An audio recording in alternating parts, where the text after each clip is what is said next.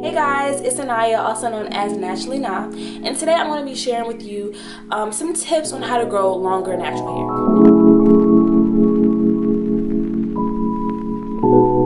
I've been growing my hair in twists for several months now, and I can honestly say like it's been a lifesaver. It's been helping me retain length. It's been helping me retain moisture.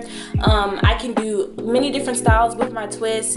I enjoy seeing myself in them. I love my hair. So that's just kind of like where I am right now. Let me show you the back.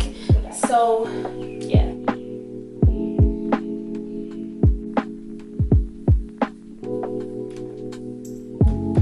So as you can see that the back is very full. I love the fact that I can kind of keep track of moisture and keep track of what's going on with my hair when it's in this low manipulation style. I'm not really a big fan of protective styles because I can't really see what's going on until I take it out, and then it's just still like, what happened? Like, what happened throughout all that time that I did not see my hair? I wrote down some notes in my handy dandy notebook of just some tips that I've created to I guess help aid you in your journey if this is something that you're interested in doing. My first tip is to understand that your hair is always growing. Your hair does not really ever stop growing unless you have some type of condition that prevents you from growing your hair. But if you're the average person, your hair is always growing, and it does grow in stages. It's not gonna just grow all at once and then just stop when like you want it to stop. Like, it grows in stages, and you have to understand when those stages are, what your hair is doing. You have to be able to monitor your hair growth. Your hair grows from your scalp. Some people just think that their hair grows from the ends of their hair.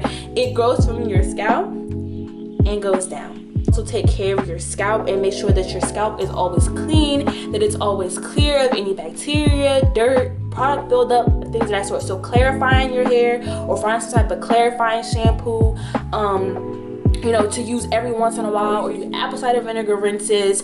That can kind of help with clearing out that buildup so that your scalp is always clear, so that your hair can grow out of a healthy environment. We always are going to encounter that awkward stage of our hair, or that stage of our hair where it feels like it's not growing. It just stops like right here, and then it's like it doesn't grow anymore.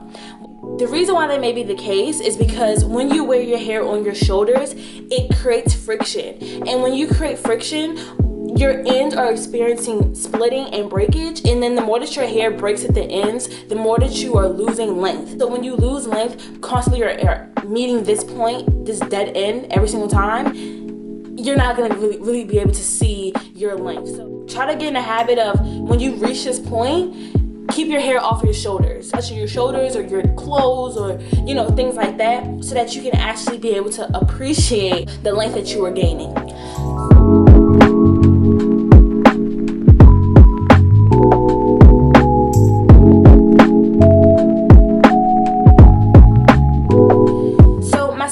Is to not wait until your hair is dry to give it moisture. That is the worst thing that we can do for our hair. That's like having a plant, or having, you know, something that you need to take care of, and just saying, I'm gonna wait until they're limping or leaning or dying to give them something to help them. Like, you should be on top of it around the clock, the same way that we do when we're taking care of our other parts of our hygiene, the same way that we're taking care of our work or whatever it is. Take care of it and don't procrastinate with your hair. My third tip is to understand the difference between moisture and protein. A lot of us have products that we use in our hair that have a lot of protein in them. And so when you have hair that you think you're moisturizing, you're actually giving it more protein than you are moisture. If it has protein overload, most likely your hair is going to be very it's going to break easily. It may be a little bit more brittle, a little bit more dry, and so what you're missing is that moisture. So try to make sure that you're looking at the ingredients on the back of your products.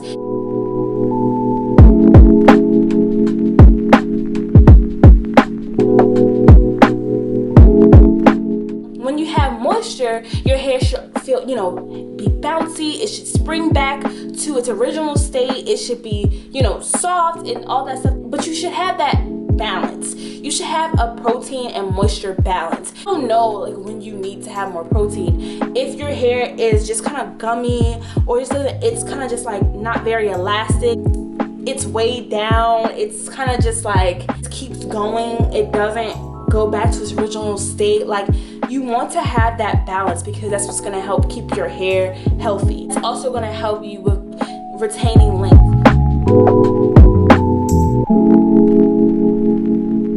My fourth tip is to start creating your routine. You know, when are you going to style your hair? When are you going to do it? Is it going to be every 2 weeks? Right now, we have the perfect chance to create our routine, and this is the time for you to figure out, okay, what works for you, what is going to be the day that you wash your hair, the day that you style your hair, the day that you moisturize your hair. You need to figure out your routine. So make sure that you have a time for your hair that you dedicate to simply doing the things that you know it needs.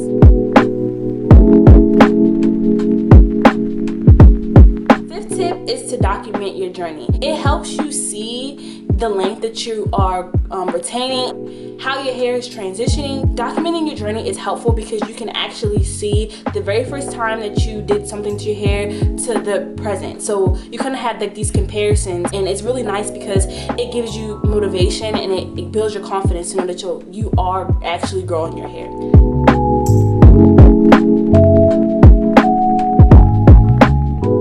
Finally, my sixth tip is just to learn how to love your hair and learn how to appreciate it in each stage. You shouldn't ever feel like you want somebody else's hair. If you do, then that's something that you should try to fix, because if you don't love your hair, then you're gonna always try to achieve something that is not really for you, and you're not gonna know exactly what to do with your hair because you're trying to do something that is so different from what your hair needs.